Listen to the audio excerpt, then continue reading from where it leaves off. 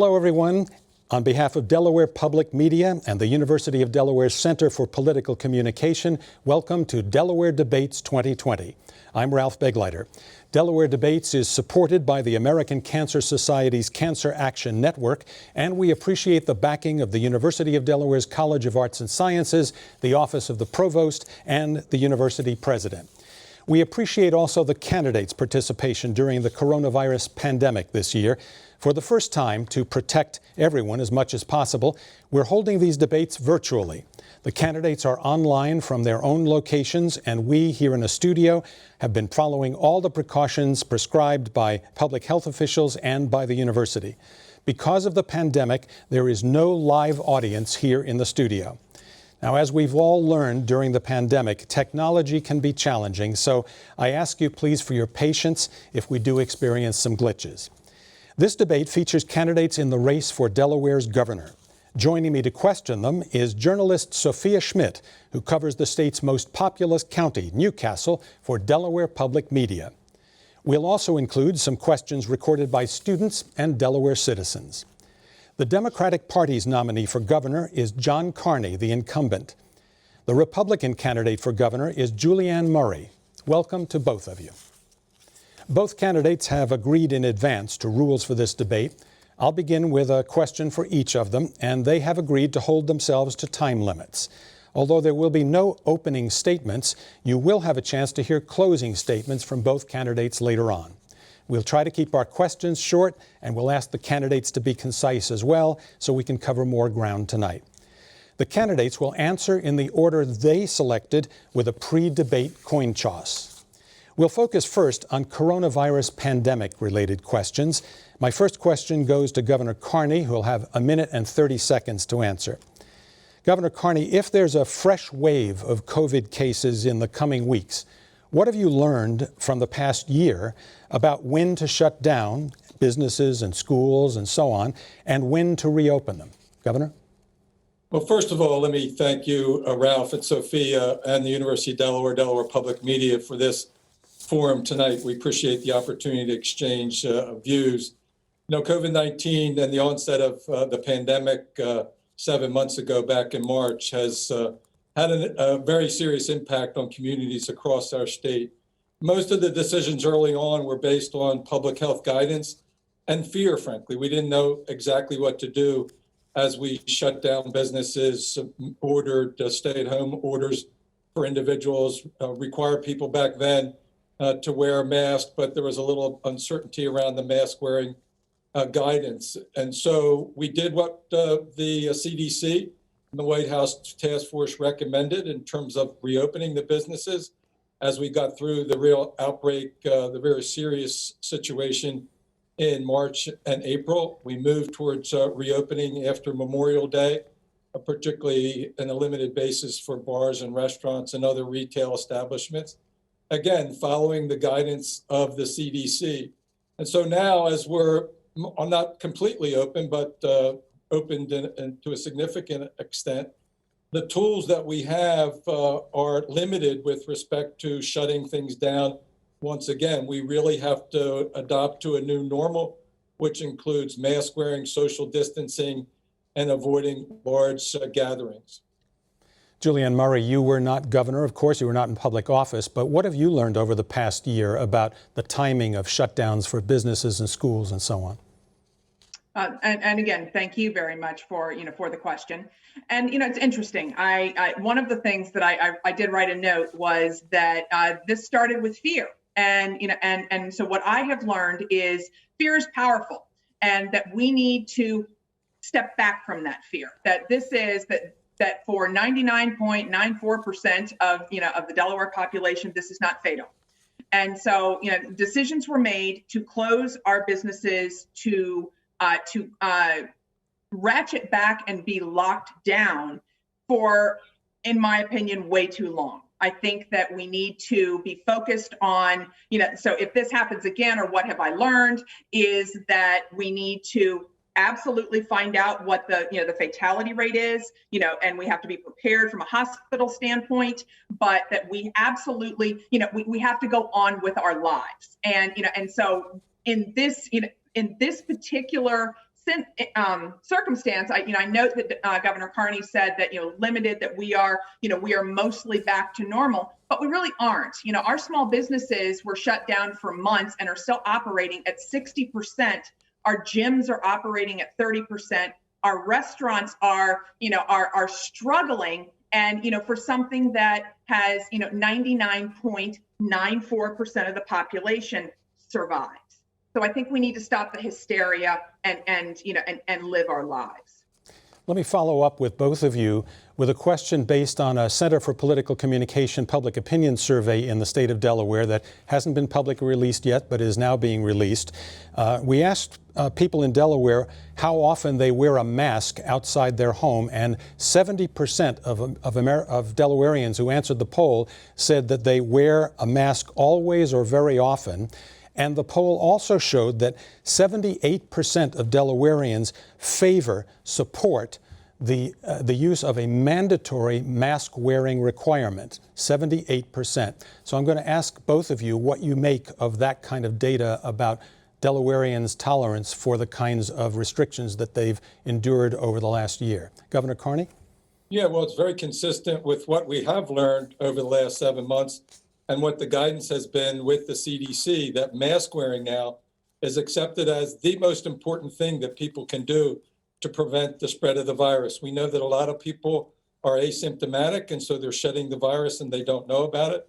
So it's important to wear a mask, not so much to protect yourselves, but to protect people around you. If you look at the states that were very badly hit, the Florida, Texas, Arizona, they took a laissez-faire type attitude, both to the CDC guidelines with respect to reopening, and also in terms of following the guidance around 6 feet, social distancing, and mask wearing. Governor Carney, let's switch to Julianne Murray now for her response to that. What do you make of the data about Delawareans' support for a mask wearing requirement? Frankly, that they've been worn down. That mask wearing things have been mischaracterized. I do not favor mandatory mask wearing. I think that voluntary. I understand the civic duty that we have to protect, but who we need to be concerned about here is our vulnerable population, and our vulnerable population are people with pre-existing conditions and the elderly. And so that I'm frankly shocked that the number is 78%. I can tell you on the campaign trail that is not at all what I am being told. People feel that the mask wearing should be voluntary, and by and large, many of the people that I've come across do not actually believe or do not favor the mandatory mask wearing. All right, for our next question, I'm going to ask my colleague Sophia Schmidt to pick it up. Sophia? Thank you. Delaware's Black and Latino populations have suffered significantly higher rates of infection during the coronavirus pandemic, especially in Sussex County and especially in the food processing industry there. Should the state have foreseen this?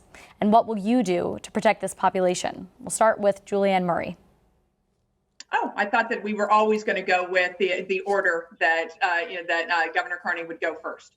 I think that the testing in the Latino community was delayed, and it should have been foreseeable. Very close conditions, and we have several or many poultry processing plants here in Sussex County.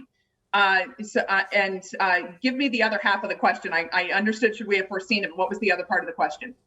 What will you do to protect this population? Okay, educate them. I mean, I think that we need to be talking about, we've been talking about the social distancing. We've been talking about, the mask wearing. We've been talking about, all of these things. But I think we also need to be talking about that it is not fatal.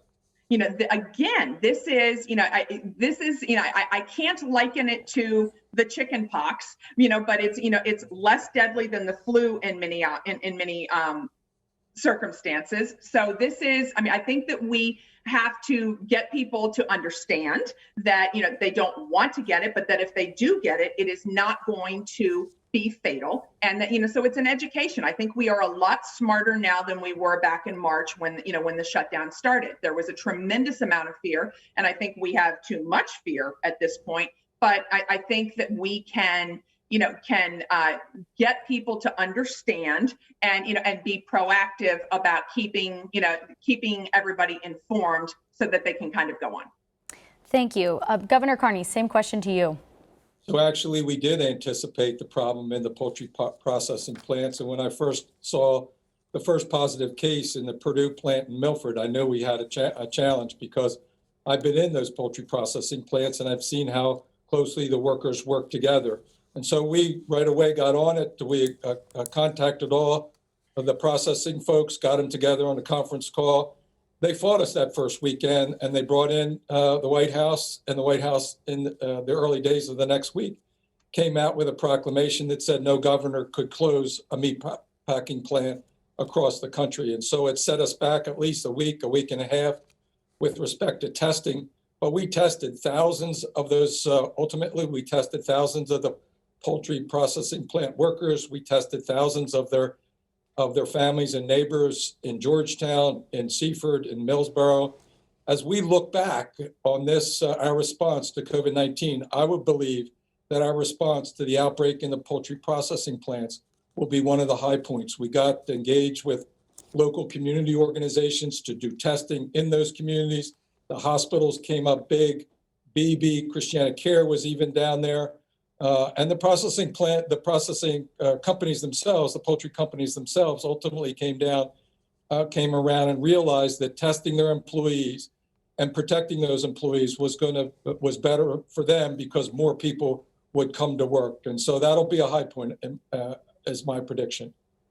Thank you. A quick follow-up to that, Governor Carney, is there nothing you would have done differently about addressing these disparate impacts?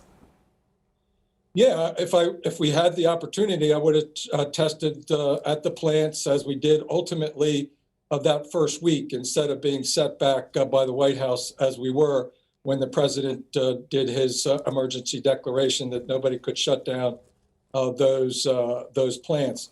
But I would have, I think, had our community organization. We shifted a group of community organizers and advocates that were working on the homeless problem in the 3 counties, and we moved them over to working on the poultry processing plant workers and their families in those small towns. Thank you. Ms. Murray, would you like to respond to that? Yeah, I would. I mean, I remember, because I'm actually situated in Sussex County, and I don't know the exact date, but I remember that it was a pretty significant delay. And from the Sussex County perspective, this started in March, and we were well into end of April, beginning of May. Is my recollection. I'm sure that the governor will tell me if I'm wrong about that. But the issue here is that with the poultry plants, lots of testing. Okay, yes, positive test results. Again, no fatalities. This was, yes, the testing needed to happen, but it was, from the Sussex County perspective, people were looking and actually thinking that the testing was being done to basically inflate the crisis. Thank you. The next question will come from Ralph. I'm just going to ask the governor to respond to the no fatalities point that Julianne Murray just made. Governor? Yeah, it's just not true. In fact, one of the things that really concerned me was the first weekend that we had that outbreak. I called the police chief at Georgetown, and he informed me of death of a young 44-year-old Hispanic man in Kimmytown in Georgetown. And it was that was frightening, and it really did get us organized quickly. We heard the same thing from the other hospitals, the acuity of some of the people that came in that weekend. It turns out in the long term, thank God, that we didn't have a great number of fatalities among the Haitian Creole and Hispanic community and others that worked in those plants. But that first weekend, we had a fatality there in Georgetown, which really got us energized to respond to what we were seeing on the ground. Okay, candidates, I'm going to move on. Delaware, like a lot of other states around the country, has lost millions of dollars in tax revenue when the economy crashed during the coronavirus pandemic. I'm going to ask each of you with about 1 minute to respond, please. What's your plan to replace the lost state revenue? And Governor Carney goes first on this question. Well, fortunately, the former state treasurer, Ken Simpler, and I, with members of the Delaware Economic and Financial Advisory Committee, came up with an approach during good times to put money away instead of appropriating in the operating budget into a reserve. And so we started this pandemic back in this fiscal year with an additional $125 million reserve, which really was very important as we buffered the challenges that we had in this budget. As we move forward, it's really a lot of uncertainty about the revenues that we will see next year. I know the committee that estimates those revenues is looking at the economy, what the rebound is going to look like. It's going to be a tough road, but setting up and having that $125 million in additional reserve is going to help us. All right, Julianne Murray, you also have a minute to respond to that question on the economy. Thank you. And I have heard Governor Carney speak about the $125 million, several times at this point. But here's the issue. And he alluded to it when he said that there is uncertainty. We, at this point, can't even quantify what our revenue is, because it's still, we were shut down for an entire quarter. And for another quarter, we were, we have been operating at reduced capacity. So our revenue is going to be down tremendously. Yes, we have this $125 million out here, but the reality is that that Governor Carney is, a tax and spend person. And, the last two General Assemblies, our taxes have gone up. We have the highest transfer tax in the country.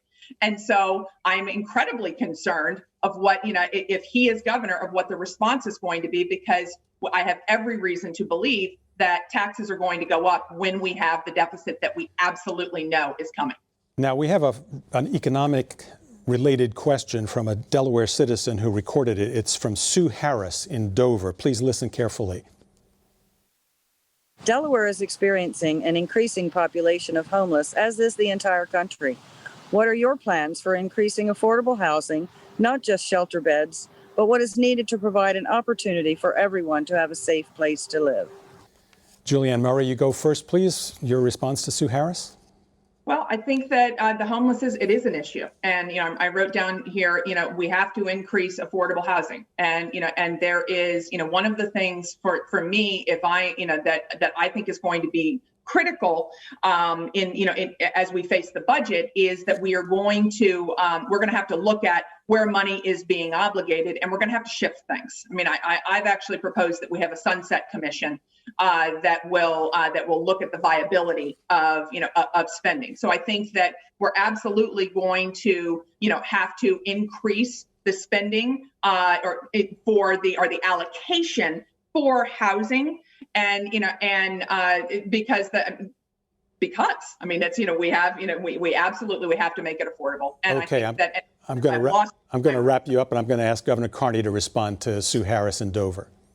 First of all, I think one of the high points, again, of our response to COVID-19 was the homeless outreach that was done, led by our Lieutenant Governor, Bethany Hall Long, with community organizers, with some of our state agencies, as we went out in the communities and to the homeless and directed them into hotels so that they could be in places that are safe. Look, the most important thing that we have to do is prevent other people from losing their apartments, the rental apartments, and their homes by mortgage and rental assistance. And so we've set aside $50 million of CARES Act funding to do just that.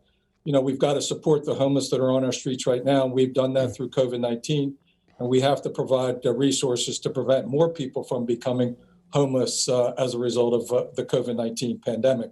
So that's what we've got to do. We have programs, particularly the Strong Neighborhoods program, that has leveraged tens of millions of dollars across our state to develop affordable housing in every community from Gumboro to Claymont. All right, let me stop you both there. And in the next segment, we're going to turn to some education-related questions.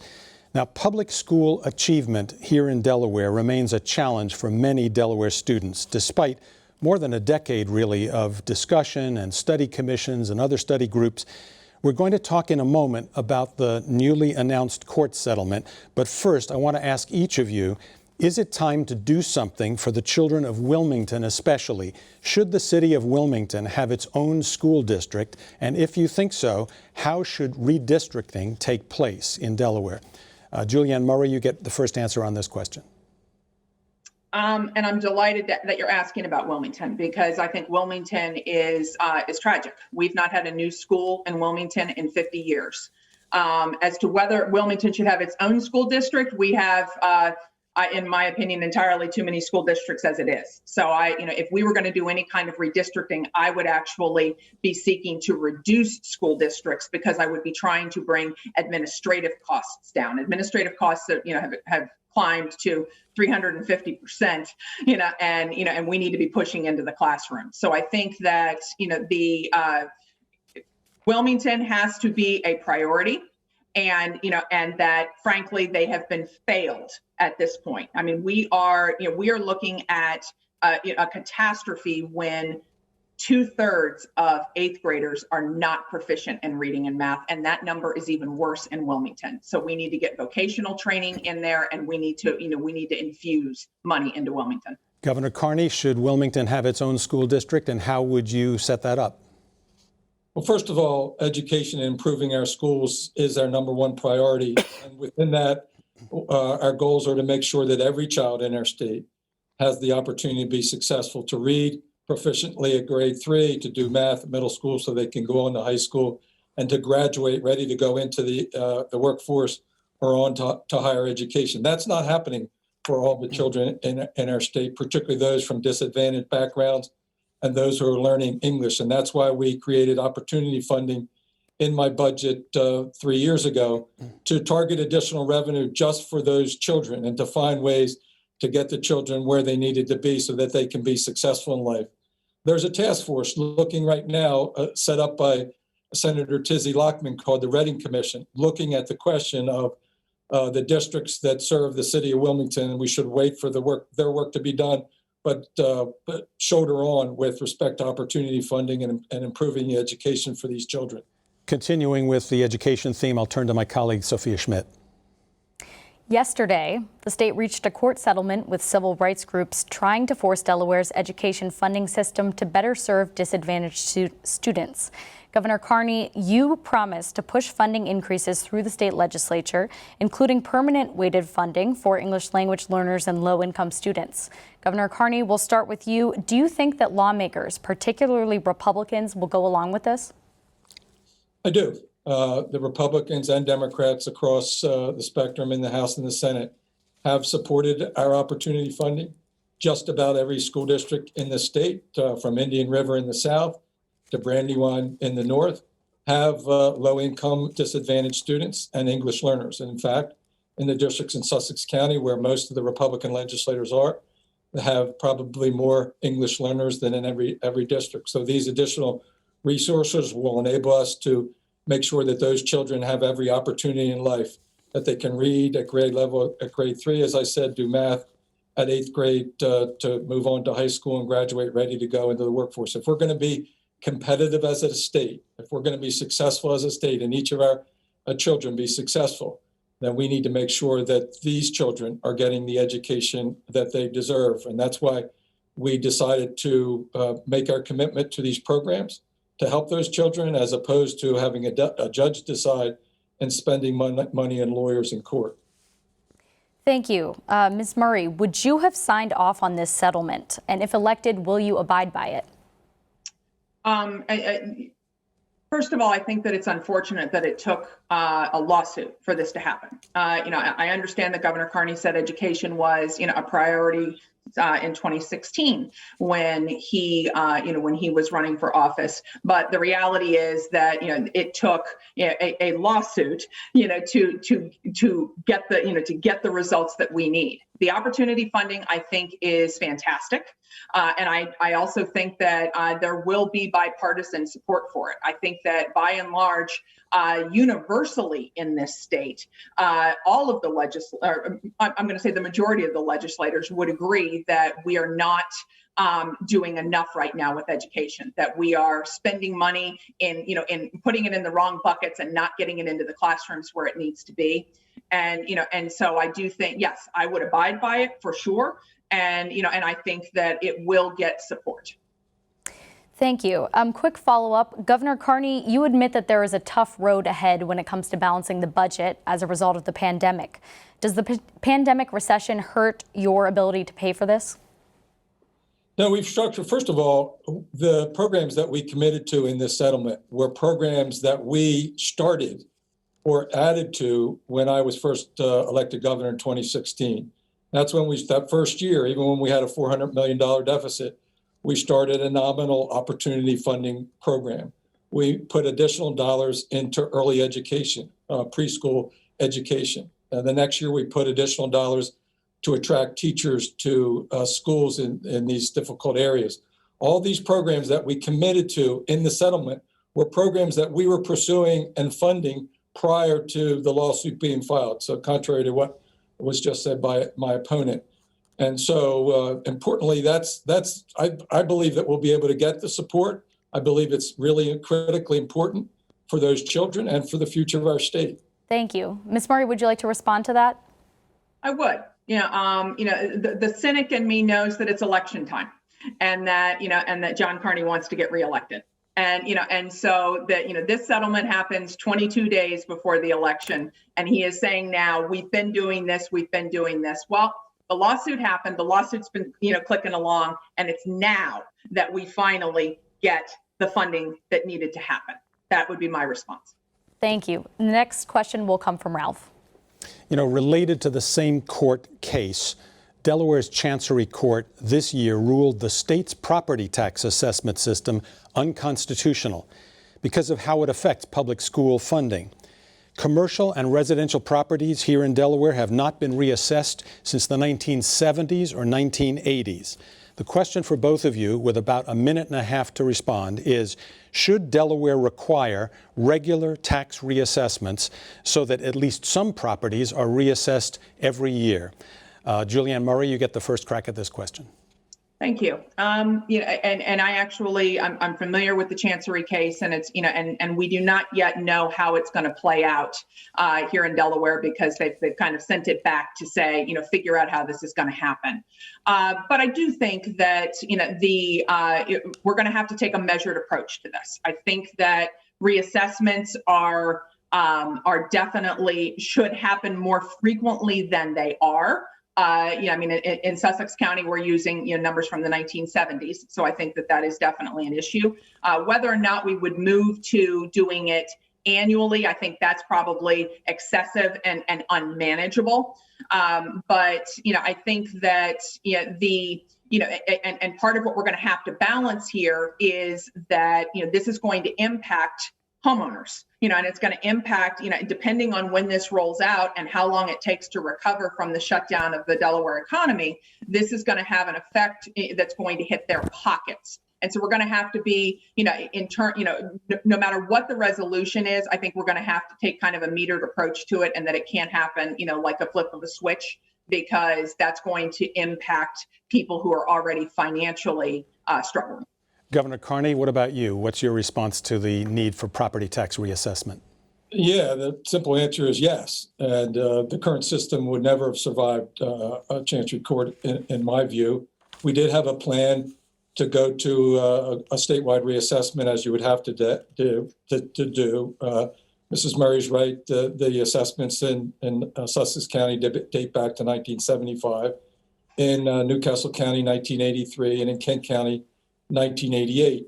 We had a plan when I was Secretary of Finance to bring all those assessments current and then reassess a portion of the properties, 25% on an annual basis, phase in some of those dramatic increases. But what people need to understand is you don't automatically get more revenue. In fact, the current law says that when you do reassessment, the counties are only able to take a certain percentage, and the school districts, more in new revenue. So you have to roll back the rates.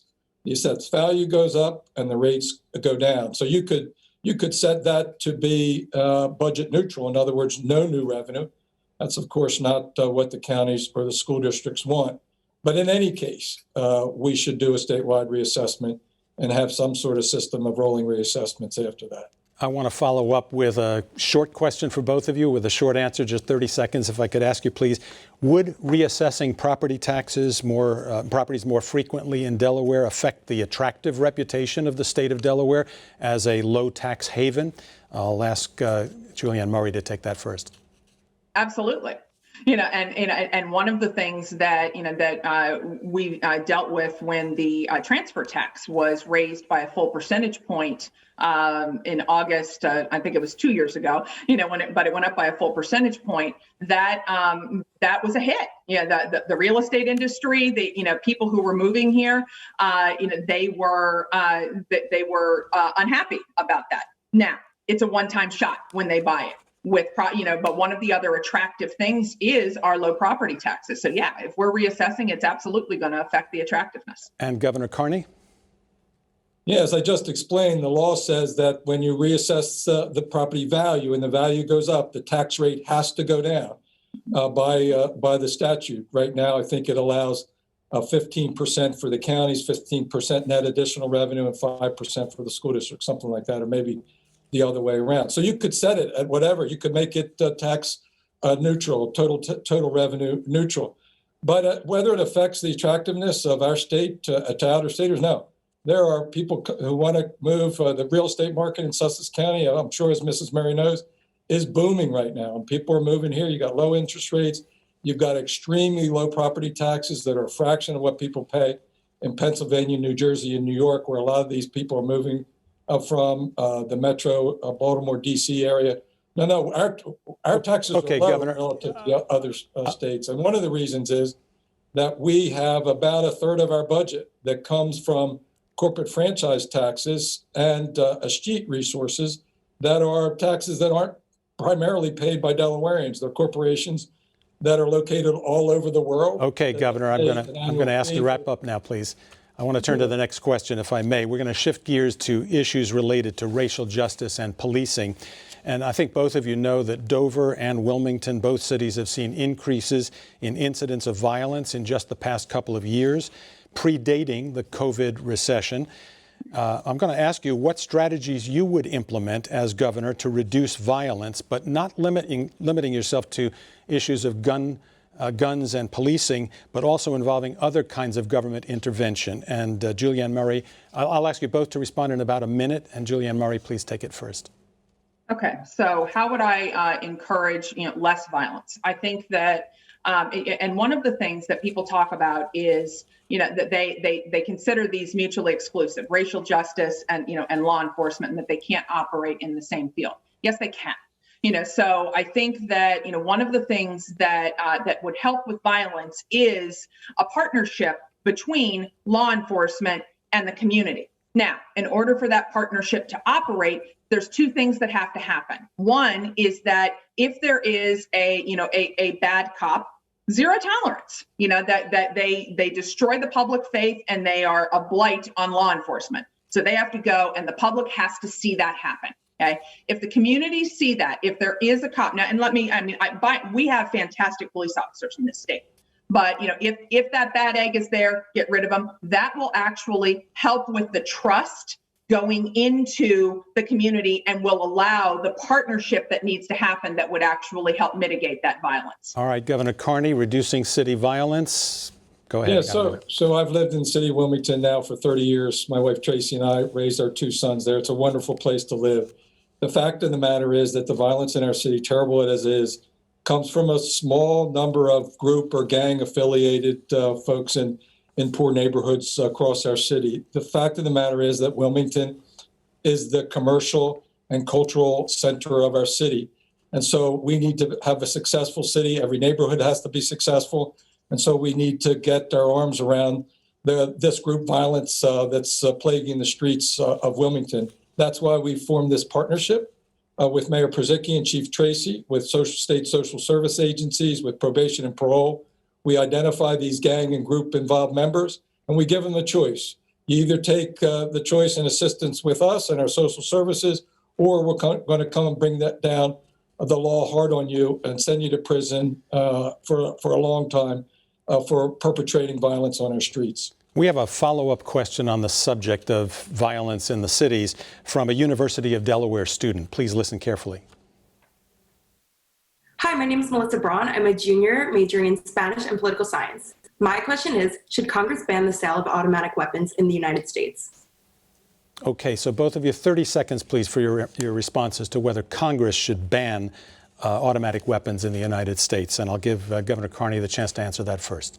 Yeah, I do support an assault weapon ban like we had in the 90s, and the best place for it to happen is in the Congress. It's not going to happen in the Congress of the United States. I served 6 years on behalf of the people of Delaware there.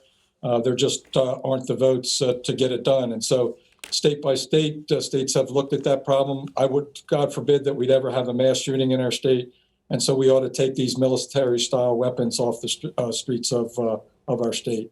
Okay, Ms. Julianne Murray, your response, please, about 30 seconds. Okay, and then I absolutely need to circle back on Wilmington because your question was actually about violence, but I'll answer this. There are no such thing as assault weapons. That's a word that gets used. You know, I am a supporter of the Second Amendment. I think that people shall not be infringed is important, and that this whole conversation about assault weapons, it absolutely should not come from Congress, and that it shouldn't come from the Delaware General Assembly. All right, we have a question from a University of Delaware senior, Ashley Taylor, who has a question related to racial justice. What should Congress do about symbols of racial injustice like Confederate flags? And each of you gets a minute and a half to respond to this. And Governor Carney, please take it first. Yeah, my own opinion about that is that those symbols are an issue for local authorities. And with respect to symbols like that are extremely offensive for large portions of our population, I think it's incumbent on all of us to listen to these communities, to understand the feelings that they have, the history that's behind them, and then to take action, whether it's to take down the Confederate flag that flies there on the Marvin Museum grounds in Georgetown, or whether it involves a discussion around some of the statues in Rodney Square and around the city of Wilmington. I think we ought to have that conversation. We ought to listen to one another. We ought to understand where we are coming from, and we ought to develop symbols that we can all embrace, and so that we can come together as one community. We can reconcile a terrible history of racism, systemic racism in our country and our state. As a border state and a slave-owning state, Delaware has a very difficult history there, and it's one that most people don't understand. And I think as we know one another better, we'll be able to get through some of these challenges and move on to a brighter future for every community in our state. Julianne Murray, you have a minute and a half to respond to the same question about symbols of the Confederacy and so on. Thank you. And I note that the question was actually, should Congress? So, so this is a federal issue. And, and frankly, I really want us to focus on Delaware. This is about the Delaware race. I will answer, though, because this has hit Delaware. When the Caesar Rodney statue was removed and when the Christopher Columbus statue were removed, it was a movement that, was not discussed. It was, just let's just yank them out of here. And, and I think that that's a problem. That's, that is not a measured approach. If the electorate and if the voters want to talk about that, that's fine. But we have moved, the problem is we've moved away from that. And there's this whole conversation about erasing history. And I think that, history is doomed to repeat itself. We need to learn from history. We need to have the conversation. But this is not what is really, are the real issues in Delaware. But what I do want to talk about is, and it's related to this, is Wilmington, because this happened in Wilmington. And, and Governor Carney said that the crime in Wilmington was going to be his highest priority. And he has failed Wilmington. Wilmington is out of control, and we absolutely have to do something about it. And in my view, that actually is much more of what we should be talking about instead of symbols that, and trying to erase history. All right, I'm going to move on to another topic related to elections and voting. And for that, I'll turn to my colleague, Sophia Schmidt. A new Center for Political Communication poll shows that 2/3 of Delawareans are concerned this election could be rigged, subject to fraud or voter suppression. That's a lot of people worried about the integrity of our elections. How do you feel about this? You only have 1 minute to respond on this one, and we will start with Ms. Murray. I feel like we keep starting with me, Sophia, but that's okay. I'm very worried about, and I'm in touch with the voters about this. We want to believe that we have fair elections and that they are fraud free. And, and if people can go to Walmart, they can go vote. And, and in this state, the mail-in voting was passed by Zoom and, was not open to public comment. And it was based on the auspices of we're afraid of COVID, back to that fear thing again. And, and frankly, in this state, the mail-in voting and what people have been talking about is that it is incumbency protection. We have the shortest window between a very short window between the primary and the general election. And, that makes it very difficult for a challenger. Now, what's the good news? I've actually been able to penetrate anyway. And I'm incredibly happy that, there are people who are voting for Biden who are also voting for Julianne Murray. But we have to have faith in the election. Thank you. Governor Carney, same question to you. Yeah, so part of the problem is the president of the United States questions the election system almost every day. And so he's undermining, our own president is undermining, his party is undermining the confidence in our electorate. I have every confidence in our system here in Delaware. We have spent millions of dollars on new machines. They have a paper ballot as backup. They have protection on the perimeter to protect from the Russians as they invaded it, tried to enter our system back in 2016. We've instituted during this very difficult time of a COVID-19 pandemic when so many of our senior citizens are at risk. We have created a vote by mail system. Thousands took advantage of it in the primaries, the Democrat and Republican primary. Thousands are going to take advantage of it in our elections coming up on November the 3rd, and that's a good thing. Thank you. A quick question for both of you, and I'll start with Ms. Murray again. You say you were unhappy with the way that vote by mail was passed this year. 2 years from now, with hopefully the pandemic behind us, would you support Delawareans having the option for a permanent vote by mail system? I don't know, and I don't mean that as a political answer. Let me tell you what my concerns are. We have a very, very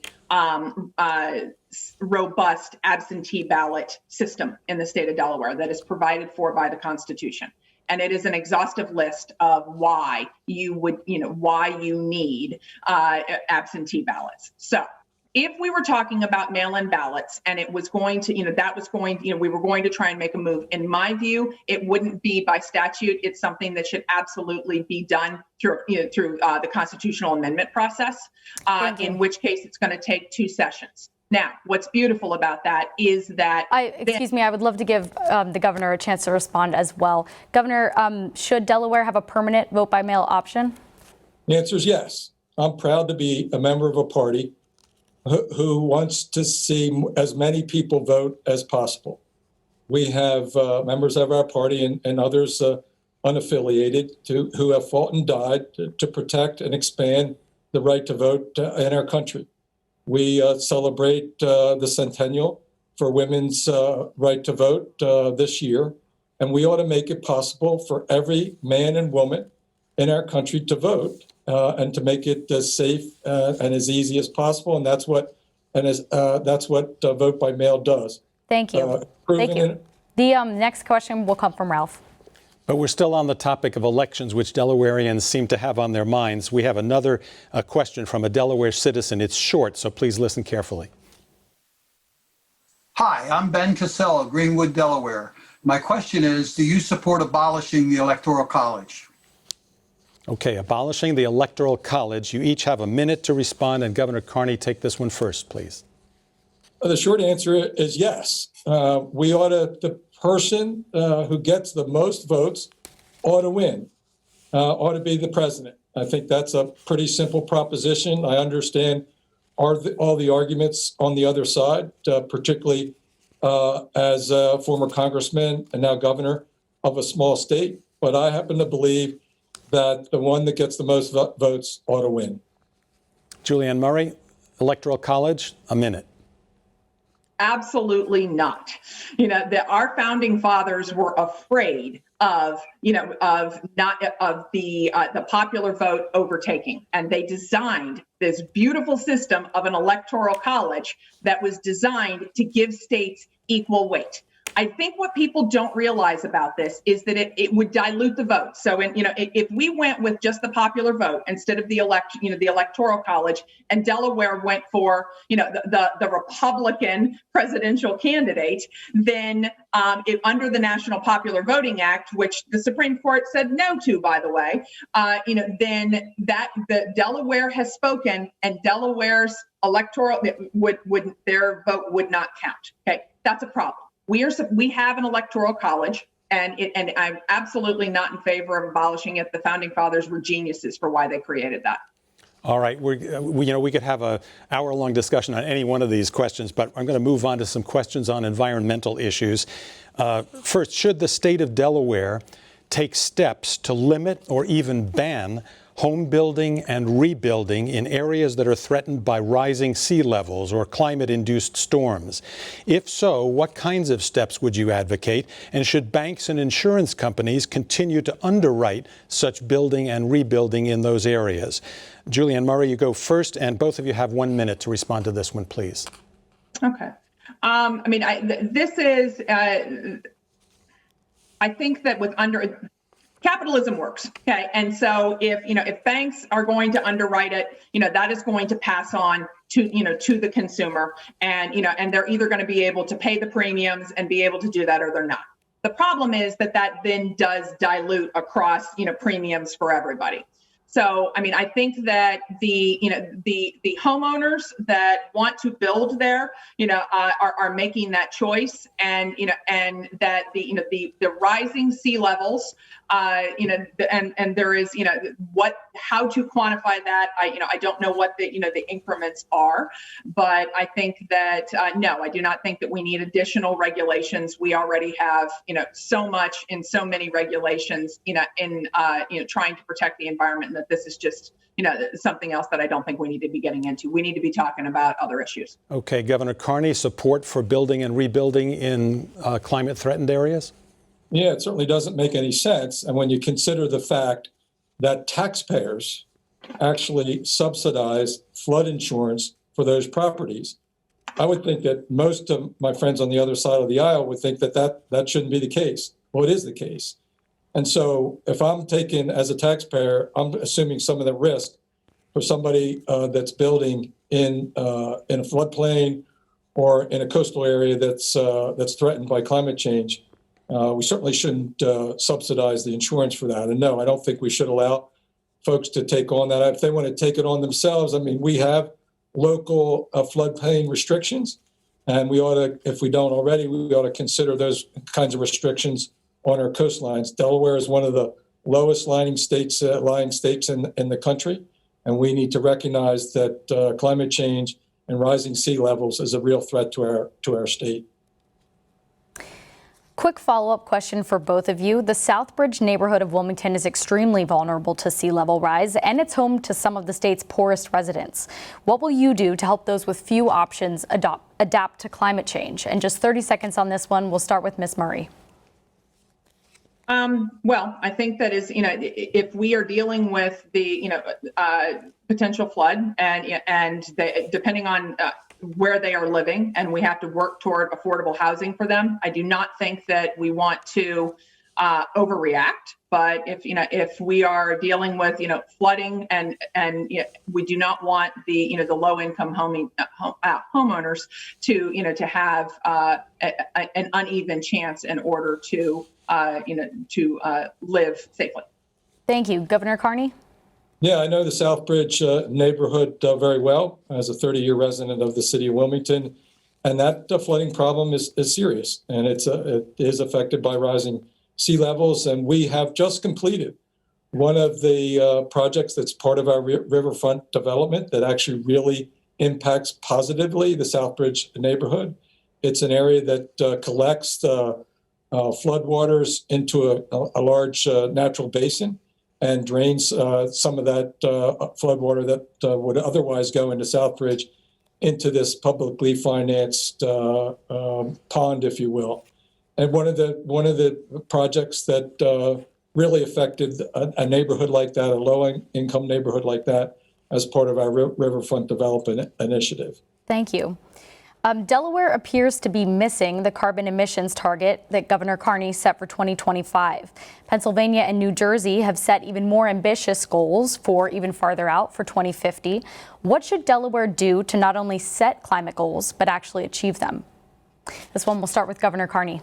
Yeah, so we did join the Climate Alliance with other states when the President of the United States took the country out of the Paris Accords. And in doing so, we committed to those goals. And the goals for carbon emissions were 26 to 28% by 2025 over 2005 measures. And we're on pace to actually meet those. We also have a renewable portfolio standard, RPS, which we are on course to meet as well.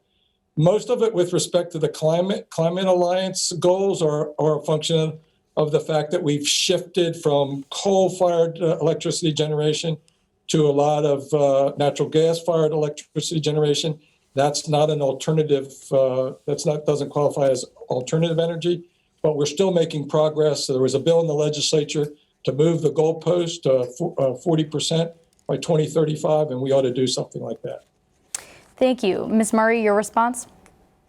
My concern is I'm going to take the renewable portfolio standard first. And, and when it was created, there was a cost cap, and it was a 3% cost cap that was supposed to operate as a circuit breaker is what, was what the secretary advocated for.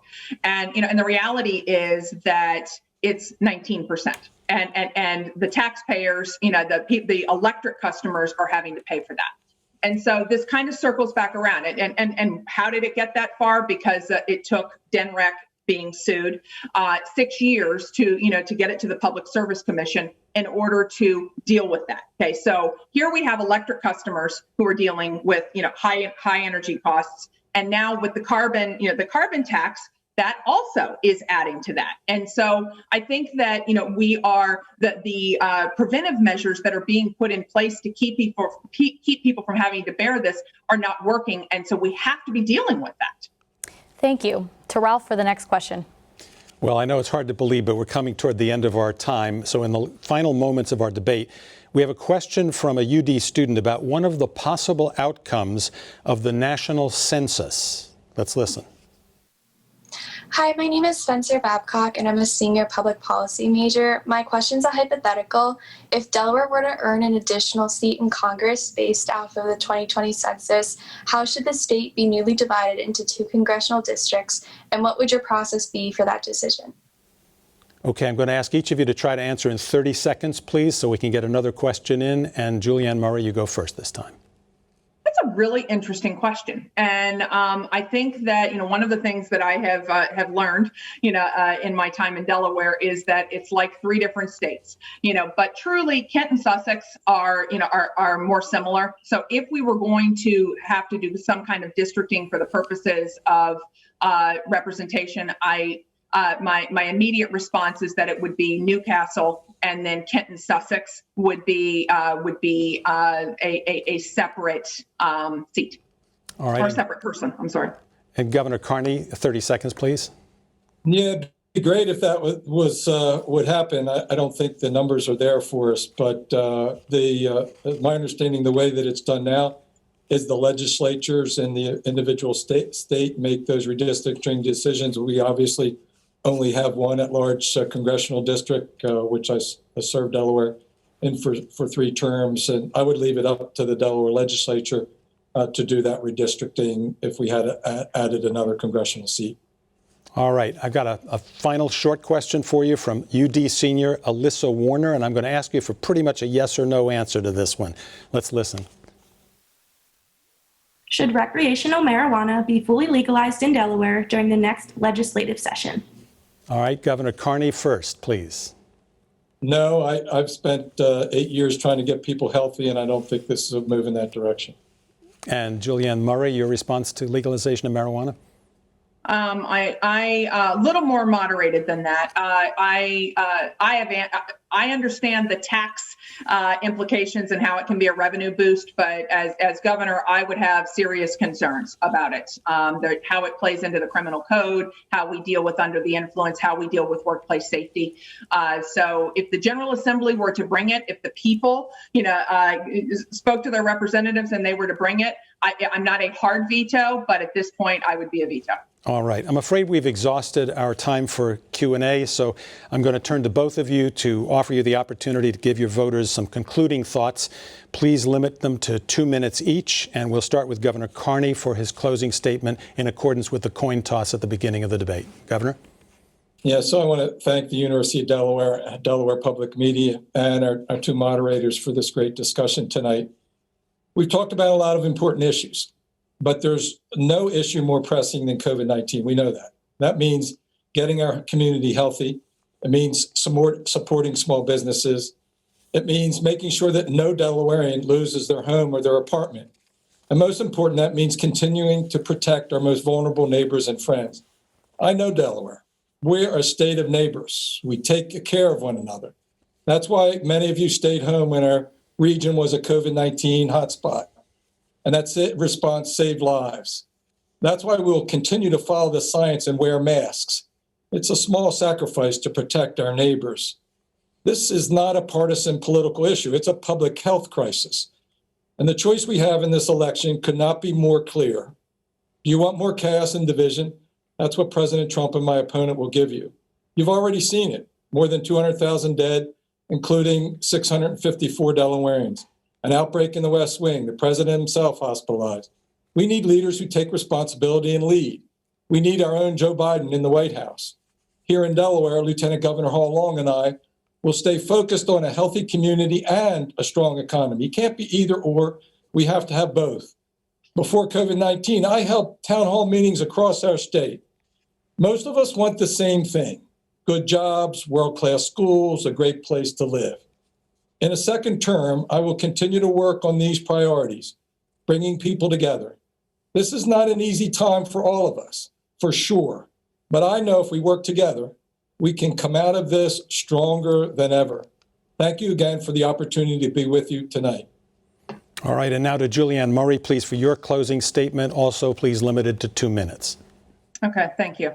And it is obvious that there are stark differences between Governor Carney and me. And he keeps trying to make this, Trump versus Biden. This is Murray versus Carney. And we have very different visions for where Delaware should be going. And I know we can do better.